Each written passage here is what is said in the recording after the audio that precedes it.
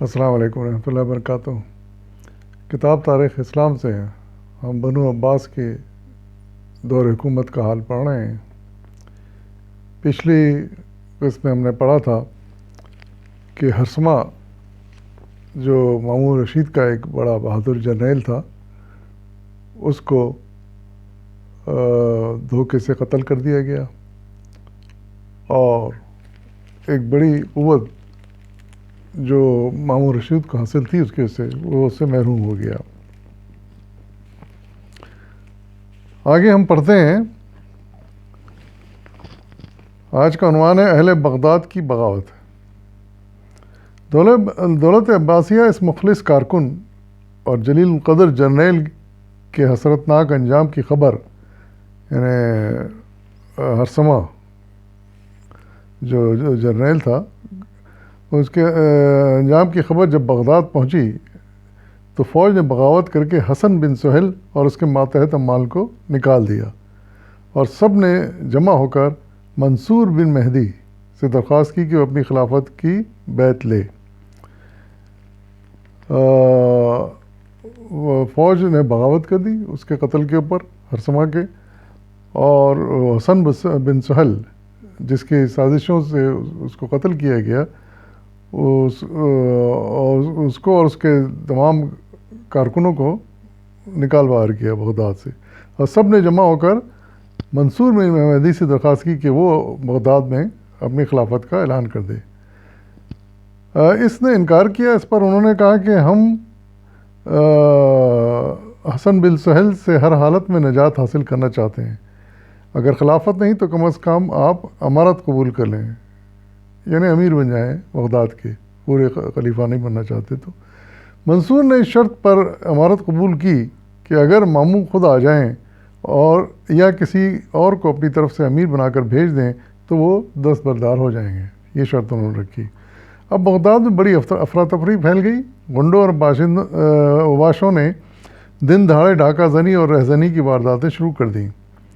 یعنی ظاہر ہے کہ کوئی خلیفہ، کوئی امیر، پراپر امیر نہیں تھا، تو یہ صورتحال ہو گئی۔ کوئی ایسی بڑی طاقت موجود نہیں تھی جو ان مفسدوں کو دبا سکے۔ بالآخر خالد درویش اور سہیل بن سلامہ نے امن پسند شہریوں کی فوج تیار کر کے اس غنڈہ گردی کو ختم کر دیا۔ یعنی دو ایسے جری لوگ تھے، اچھے لوگ تھے، خالد درویش اور سہیل بن سلامہ، انہوں نے پھر کمانڈ اپنے ہاتھ میں لی اور ان کو غنڈہ گردی کو ختم کیا۔ ابھی یہ شورش جاری تھی کہ ماموں سے ایک ایسا فعل سرزد ہو گیا جس کے باعث اہل بغداد اور بھی بڑا کٹے۔ اس نے شیعوں کے 8ویں امام علی رضا کے ساتھ اپنی بیٹی کی شادی کر کے انہیں اپنا ولیعہد نامزد کر دیا اور تمام مملکت میں احکام بھیج دیے کہ فوج سے امام علی رضا کی بیعت لی جائے، آئندہ سیاہ عباسی رنگ کی بجائے سبز فاطمی رنگ کا شعار اختیار کیا جائے۔ وہ غالباً فاطمی تھا اور ان کے جھنڈے کا رنگ ہرا ہوتا تھا، تو انہوں نے حکم دیا کہ پہلے تو فوج سے بیعت لے لیں ان کے نام کی، امام علی رضا کی، اور یہ سیاہ رنگ کے جھنڈے کے بجائے ہرے رنگ کا جھنڈا اختیار کیا جائے، اس کو رکھا جائے، اس کو بلند کیا جائے۔ اس اعلان پر خاندان عباسیہ کے افراد بڑے چراغپا ہوئے۔ انہوں نے کہا کہ یہ سب فضل بن سہیل کی شرارت ہے جو اس طریقے سے خلافت کو بنو عباسیہ سے آل علی میں منتقل کرنا چاہتا ہے۔ چنانچہ انہوں نے محرم 202 ہجری میں مامون کی بیعت فسخ کر کے ابراہیم بن مہدی کو المبارک کا لقب دے کر اپنا خلیفہ بنا لیا۔ یعنی وہ جو تھے وہاں کے بنو عباس کے لوگ، انہوں نے یہ سمجھا کہ یہ فضل بن سہیل کی شرارت ہے اور اس کی سازش سے یہ اس کو امیر بنایا گیا ہے، امام علی رضا کی بیعت چاہتے ہیں یہ، اور یہ چونکہ وہ آل علی میں سے تعلق ہے اس کا، تو وہ خلافت کو وہ شیعان علی میں منتقل کرنا چاہتے ہیں۔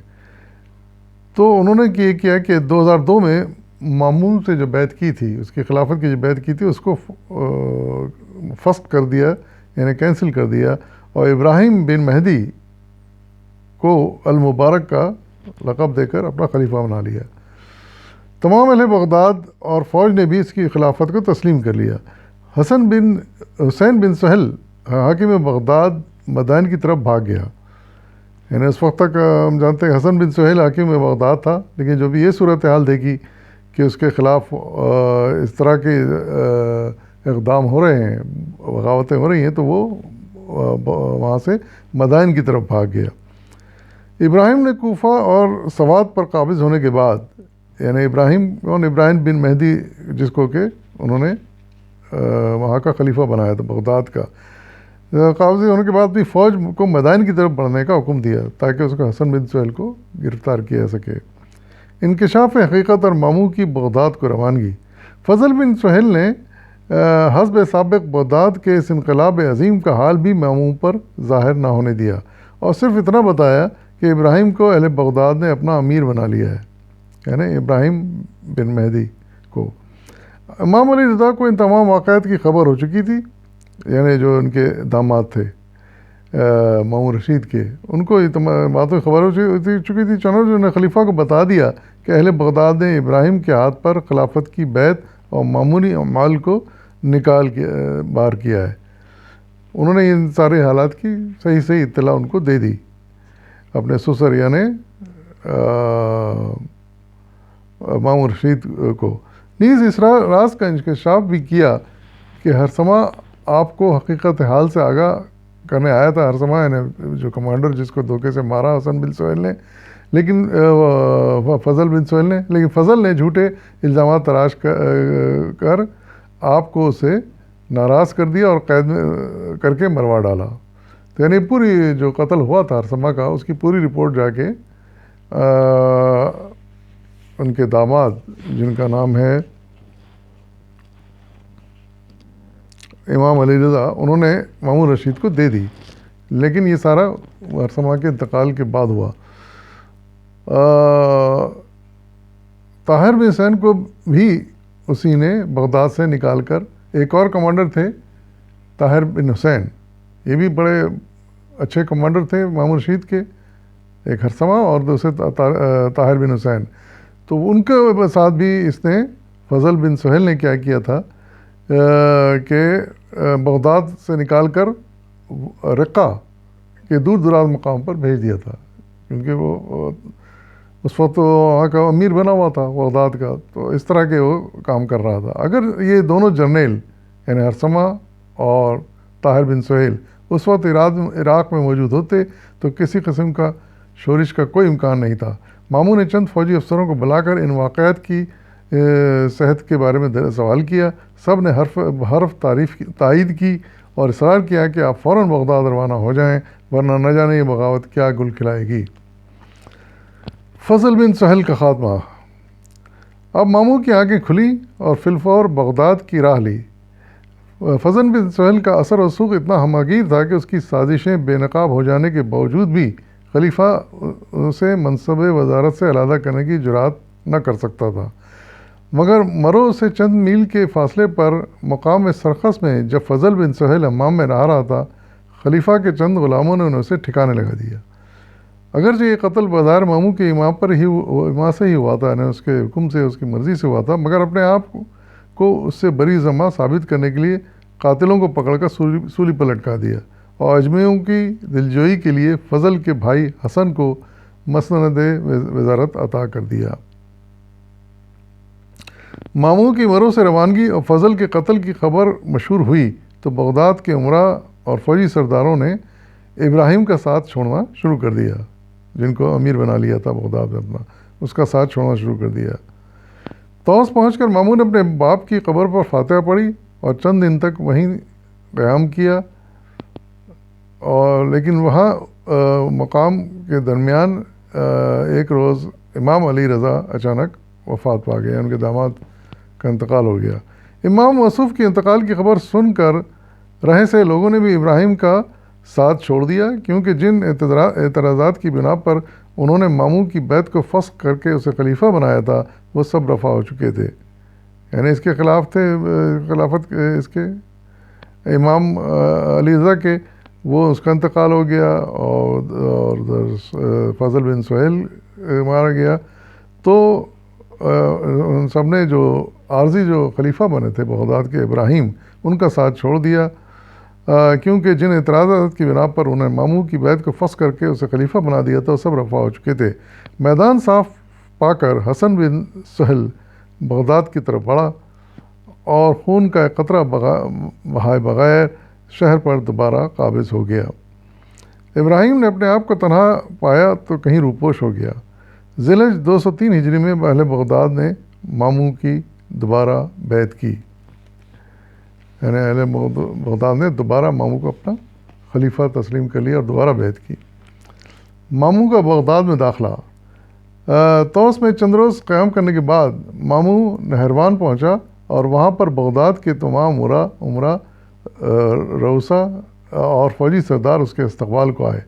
یہیں پر طاہر بن حسین نے بھی اس سے ملاقات کی، یعنی جو اس کو دوسرا کمانڈر تھا. ہرسمہ ایک بڑا کمانڈر تھا اور دوسرے یہ طاہر بن حسین بڑے کمانڈر تھے. انہوں نے ملاقات کی اور سابقہ خدمات کے صلے میں ان کو جزیرے کی عمارت عطا کی گئی، یعنی ان کا امیر بنایا گیا جزیرے کا، اور بغداد کی کوتوالی کا بھی ان کو عہدہ دیا گیا، اور ایک گراں بہا خلعت بھی عطا کی گئی مامون رشید کی طرف سے. مامون رشید بہت خوش ہوئے اس کی خدمات سے. 16 صفر 204 ہجری میں ماموں فاتحانہ انداز میں بغداد میں داخل ہوئے.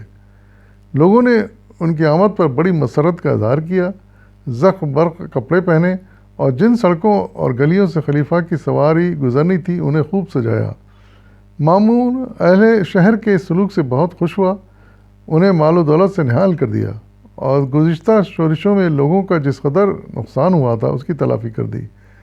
جب سے اس نے امام علی رضا کو اپنا ولی عہد بنایا تھا، جو امام علی رضا کو بنانے کے بعد بہت نقصان ہوئے تھے، فسادات ہوئے تھے، تو ان سارے نقصانات کو اس نے مال و دولت سے پورا کر دیا. اپنا آبائی سیاہ رنگ بھی ترک کر دیا، کیونکہ امام علی رضا کی وجہ سے وہ سیاہ رنگ چھوڑ کر سبز رنگ اختیار کر لیا تھا. تو دوبارہ اس نے اپنا آبائی سیاہ رنگ اختیار کر لیا. اہل بغداد اس تبدیلی پر خوش نہیں تھے، اس لیے ان کی تالیف قلوب کے پیش نظر دوبارہ عباسی شعر کو اختیار کر لیا اور جھنڈے کا رنگ سیاہ اختیار کر لیا. اور اس طرح ماموں کی اصلی خلافت کا دور شروع ہوا. اب اس کے بعد ہم ماموں کے دور حکومت کے مزید حالات پڑھیں گے اور دیکھیں گے کہ ماموں نے کیا کیا کارنامے انجام دیے اپنے دور حکومت میں، اور کس طرح مملکت اسلامیہ کو ترقی دی اور مضبوط بنایا. انشاءاللہ یہ آئندہ قسمیں ہم پڑھیں گے. فی الوقت اجازت دیجیے، فی امان اللہ.